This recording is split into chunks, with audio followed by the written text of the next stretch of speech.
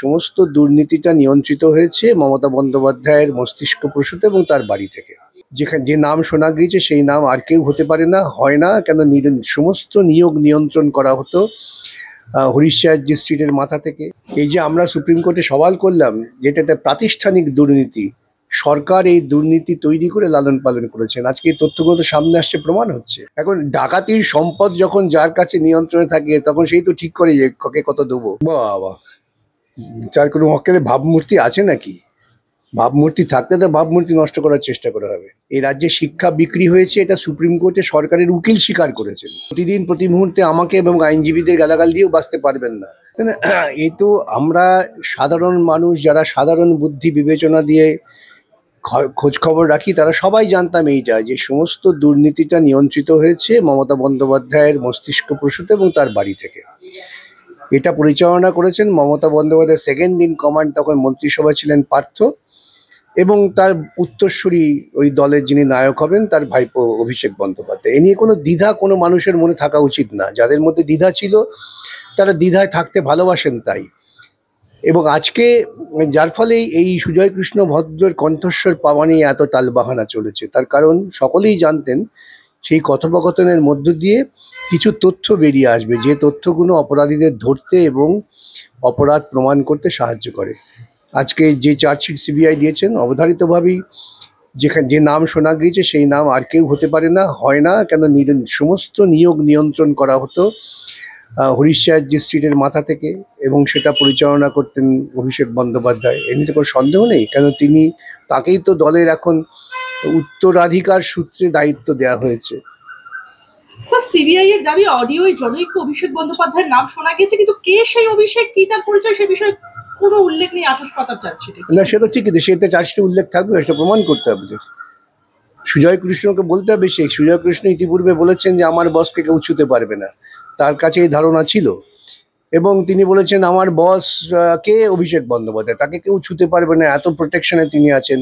তিনি মুখ্যমন্ত্রী এবং প্রশাসনের নিরন্তর প্রোটেকশনে থাকতেন। এখন সত্য বেরিয়ে আসছে, সত্য বেরোবে, যত তদন্ত ঠিক মতো হবে অনেক সত্য বেরোবে। আমি একটা প্রশ্ন করবো, সিবিআই এর দাবি 2017 সালে ওই দিন কুন্তলের নির্দেশেই তার বেতনভুক্ত কর্মী অরবিন্দ রায় বর্মন বলে এক ব্যক্তি একটি মোবাইলে কথোপকথন রেকর্ড করেন, পরে তার ল্যাপটপে সরিয়ে রাখা হয়। তদন্ত নেবে ওই অডিও ক্লিপটি সিবিআই এর হাতে আসে এবং অডিও ক্লিপটির সত্যতা যাচাই করার পর সেটি সেন্ট্রাল ফরেন্সিক সায়েন্স ল্যাবরেটরিতে পাঠিয়েছে সিবিআই। কিভাবে দেখছেন? এইটাই তো তদন্ত বলতে, এইসবই বোঝায়। ইনভেস্টিগেশন মানে রাজ্য পুলিশ যা করে, দেখে পাঠিয়ে আপনার কি বক্তব্য বলুন, তাকে ক্রস এক্সামিন করা, করে সত্য বার করা, সেটা করা হয় না। এখন সিবিআই যেটা করেছেন এখনো পর্যন্ত স্বাধীনভাবে, সেটা অত্যন্ত গুরুত্বপূর্ণ, এবং তদন্ত এভাবেই সত্যকে সামনে নিয়ে আসে। গোটা রাজ্যের শিক্ষা ব্যবস্থা এবং স্বাস্থ্য ব্যবস্থাকে ধ্বংস করবার জন্য মমতার যে পরিকল্পনা কিভাবে সংগঠিত হয়েছে, সেটা কিন্তু ধীরে ধীরে সমস্ত সামনে আসা উচিত। পশ্চিমবাংলার মানুষের স্বার্থের জন্য শুধু নয়, গোটা ভারতবর্ষের মানুষের স্বার্থের জন্য। কেন এইসব লোকেরাই তো নিজেদের নেতা বলে দাবি করেন এবং ভাবি প্রধানমন্ত্রী বলে নিজেদের আকাঙ্ক্ষা পর্যন্ত প্রকাশ করতে যেটা নির্লজ্জতার সঙ্গে দ্বিধা করেন না, সেই তথ্যটা আসা উচিত। মানুষের উচিত এদের চেনা জানা, এরা কারা।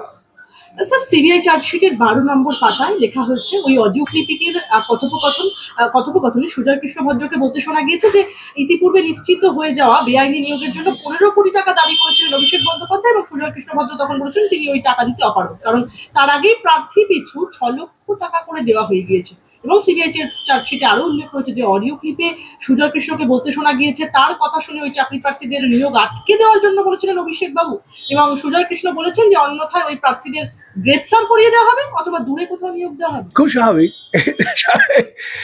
এই যে অভিযোগগুলো আমরা করছি মামলা করতে গিয়ে সময় থেকে সময়ান্তরে, সেগুলোই তো আজকে তদন্তের প্রেক্ষিতে প্রমাণিত হচ্ছে।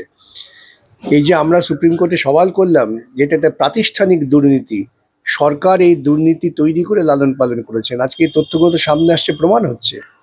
একদমই তদন্তকারী সংস্থার দাবি স্যার যে এই যে বেআইনি নিয়োগ এবং তার মধ্যে সুজয় কৃষ্ণ ভদ্র, শান্তনু এবং কুন্তল মিলে আরো 2000 চাকরি প্রার্থীর থেকে নিয়োগের নামে টাকা তোলার পরিকল্পনা করেছিলেন, এবং ওই চাকরি প্রার্থীদের থেকে 100 কোটি টাকা তুলতে চাইছিলেন তারা। চার্জশিটে সিবিআই দাবি করছে যে অডিও ক্লিপ বলছে ওই টাকা থেকে পার্থ চট্টোপাধ্যায়, মানিক ভট্টাচার্য এবং অভিষেককে 20 কোটি টাকা করে দেওয়া হবে বলে ঠিক করছিলেন সুজয় কৃষ্ণরা, বাকি 40 কোটি টাকা নিজেদের মধ্যে ভাগ করবেন। হতেই পারে।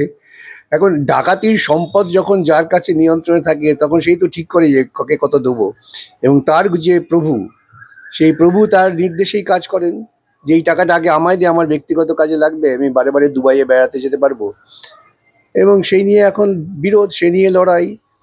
আজকে বেচারা পার্থ ফেসে গেছেন, কিন্তু পার্থকে দিয়ে তো এসব করানো হয়েছে। স্যার, একটা প্রশ্ন উঠছে যে সিবিআই রাজনৈতিক উদ্দেশ্য প্রণোদিত ভাবে অভিষেক বন্দ্যোপাধ্যায়ের ভাবমূর্তি নষ্ট করার চেষ্টা করছে এবং প্রাথমিক শিক্ষক নিয়োগ মামলায় অন্যতম অভিযুক্ত সুজয় কৃষ্ণ ভদ্রের বিরুদ্ধে দেওয়া চার্জশিটে কেন্দ্রীয় তদন্তকারী সংস্থা যেই অডিও ক্লিপিং এর সূত্রে অভিষেক বন্দ্যোপাধ্যায়ের নামটি উল্লেখ করেন এবং সেই খবরের পরই এমনই বিবৃতি দিয়েছেন তৃণমূল কংগ্রেসের সেনাপতি তথা ডায়মন্ড হারবারের সাংসদ অভিষেক বন্দ্যোপাধ্যায়ের আইনজীবী সঞ্জয় ঘোষ। তিনি বলছেন তার মক্কেলের ভাবমূর্তি নষ্ট করার চেষ্টা চলছে। বাবা, যার কোনো মক্কেলের ভাবমূর্তি আছে নাকি? ভাবমূর্তি থাকলে তো ভাবমূর্তি নষ্ট করার চেষ্টা করা হবে। আইনজীবী বন্ধু কি করে বললেন জানি না, কোন আইনের প্রেক্ষিতে, কিন্তু তদন্তের সাপেক্ষে এই নামগুলো উঠে এসছে। উনি কি অস্বীকার করতে পারবেন যে নিয়োগ দুর্নীতির সঙ্গে তার কোনো সম্পর্ক নেই, কোনো টাকা পাননি? সেই সৎসাহসটা কেন আসছে না? এবং নিয়োগ দুর্নীতির মামলা তদন্ত ঠেকাবার জন্য তারা কয়েক কোটি টাকা খরচা করেছেন সুপ্রিম কোর্টে বারবার গিয়ে। সততার সঙ্গে, স্বচ্ছতার সঙ্গে স্বীকার করা উচিত যে দুর্নীতি করেছি, আমরা এখন ভুল করে ফেলেছি। এই সততাটুকু যাদের নেই, তারা রাজনীতি কেন, কোনো সামাজিক কাজেই থাকতে পারেন কি না মানুষ হিসেবে নিয়ে প্রশ্ন আসে। আমার স্যার শেষ কয়েকটা প্রশ্ন। অভিষেক বন্দ্যোপাধ্যায়ের আইনজীবী সঞ্জয় বসু তিনি বিবৃতি দিয়েছেন যে সিবিআই তার মক্কেলের ভাবমূর্তি নষ্ট করার চেষ্টা একাধারে করছে, অন্যদিকে তার মক্কেল 3 বারের একদম নির্বাচিত সাংসদ। কি করে শুধুমাত্র নামের ভিত্তিতে 3 বারের নির্বাচিত সাংসদ হলেই তিনি কি দুর্নীতি মুক্ত হয়ে গেলেন? চমৎকার যুক্তি। এ তো সবচেয়ে বড় ডাকাতদের যুক্তি, যে আমি ডাকাতে করে যে সম্পদ করেছি তার থেকে গরিব মানুষ কিছু টাকা পেয়েছে, অর্থাৎ তারা আমার সমর্থনে আছেন, সেই জন্য ডাকাতিও তাহলে স্বয়ং সম্পূর্ণ, এবং ডাকাতিও তাহলে সৎ প্রয়াস। এই ডাকাতের পক্ষে ডাকাতি বুদ্ধির যুক্তি যারা দিচ্ছেন তাদের বলবো এইসব যুক্তি দেওয়ার আগে একটু ভাবনা চিন্তা করে যুক্তিটা দেবেন। আমার শেষ দুটো প্রশ্ন। সঞ্জয় বসুর দাবি যে সিবিআই যে চার্জশিট ইতিমধ্যেই জমা করেছেন সেই চার্জশিটে রীতিমতো পার্থ চট্টোপাধ্যায়ের পরিচয় হিসেবে সিবিআই উল্লেখ করেছেন প্রাক্তন শিক্ষামন্ত্রী হিসেবে, এবং সুজয় কৃষ্ণ ভদ্রের পরিচয় রয়েছে লিডস অ্যান্ড বাউন্সের চিফ অপারেটিং অফিসার হিসেবে। কিন্তু অভিষেকের ক্ষেত্রে সিবিআই কোনো পরিচয় চার্জশিটে উল্লেখ করেনি। তিনি রাজনৈতিক ব্যক্তিত্ব, না কোনো ব্যবসায়ী, নাকি শিক্ষা বা অন্য কোনো সরকারি দপ্তরের সঙ্গে যুক্ত, সেই বিষয়ে চার্জশিটে কোনো উল্লেখই নেই। উল্লেখ হবে কেন? পার্থ তো তার ডেজিগনেশন ছিল মন্ত্রী। সুজয় কৃষ্ণ ভদ্র নিজেকে দাবি করেছেন সিইও, এবং দাবি করেছেন তার গুরু, তার বস কেউ ছুতে পারবে না। সেই বসটা তো এখন বেরিয়ে গেছে। সেই বসের নামটা উচ্চারণ করতেও আমার খারাপ লাগে। যারা দুর্নীতির মধ্য দিয়ে নিজের জীবন শুরু করেন রাজনৈতিক কার্যকলাপ, তারা কি হবে? দুর্নীতিগ্রস্তই। আমার শেষ প্রশ্ন আপনার কাছে। একদিকে অভিষেক বন্দ্যোপাধ্যায়ের আইনজীবী সঞ্জয় বসু বলছেন যে সব সময় তদন্তের প্রয়োজনে তদন্তে পূর্ণ সহযোগিতা করেছেন তার মক্কেল, এবং অর্থাৎ অভিষেক বন্দ্যোপাধ্যায় পূর্ণ সহযোগিতা করেছেন তিনি, কিন্তু একদম মামলাকারী সংস্থা ইডি বিশেষ করে মক্কেলের বিরুদ্ধে কোনো চার্জশিট দাখিল করেনি, তবুও তার বিরুদ্ধে একদম অতিরিক্ত চার্জশিটে মক্কেলকে রীতিমতো হয়রানির উদ্দেশ্য তারা এরকম ভাবে নাম নিচ্ছে। অন্যদিকে অভিষেক বন্দ্যোপাধ্যায়ের তরফে জানানো হচ্ছে একদম রাজনৈতিক স্বার্থে প্রণোদিত হয়ে রীতিমতো তার নাম নেওয়া হচ্ছে। কি বলবেন? যদি ওরা যদি দুর্নীতি করে থাকেন সেটা ওদের রাজনৈতিক পরিকল্পনা হয়। এই রাজ্যে শিক্ষা বিক্রি হয়েছে, এটা সুপ্রিম কোর্টে সরকারের উকিল স্বীকার করেছেন, এবং সেই শিক্ষা বিক্রি মানে শিক্ষক পদের বিক্রি, সেই বিক্রি করে টাকা পেয়েছেন তৃণমূল কংগ্রেস দল। এটা কি ওরা অস্বীকার করবেন? এটা কি ওদের রাজনীতি নয়? এটা যদি ওদের রাজনীতি হয়ে থাকে তাহলে তদন্ত সত্য কথা বেরোলে পরে ওরা রাজনৈতিক উদ্দেশ্য প্রণীত বলে অভিযোগ করবেনই।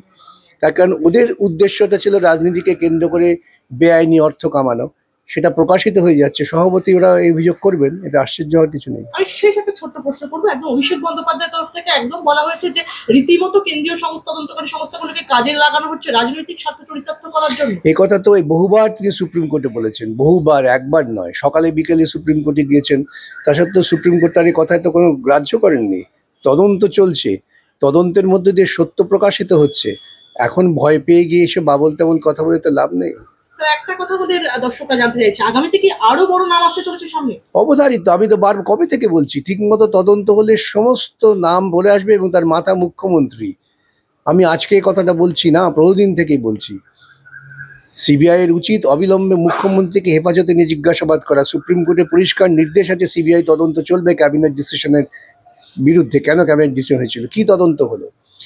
নাগপুরে এখানে বর্ধমানে ভাগবতকে ডেকে নিয়ে এসে প্রকারান্তরে তার পুজো আর্চা করে বাঁচবার চেষ্টা হচ্ছে। সেই চেষ্টা করেও খুব বাঁচতে পারবেন না, এবং প্রতিদিন প্রতি মুহূর্তে আমাকে এবং আইনজীবীদের গালাগাল দিয়েও বাঁচতে পারবেন না।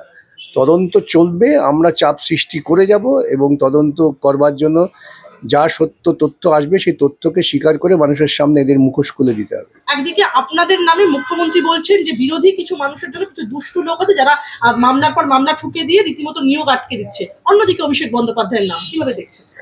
আসলে উনি নিয়োগ আটকে দিচ্ছে কেন বলছেন? নিয়োগ করার জন্য যে টাকাটা কালেকশন করবেন উনি নিশ্চিত হতে পারছেন না, কারণ আমাদের বাজ পাখির চোখটাও আছে, তো সমাজের বাজ পাখির চোখটাও আছে যে এই নিয়োগ হলে পরেই টাকা লেনদেন হবে। সেটাকে ভাবে নিশ্চিত হতে পারছেন না বলেই নিয়োগ হচ্ছে না, এছাড়া অন্য কোনো কারণ নেই নিয়োগ না করার।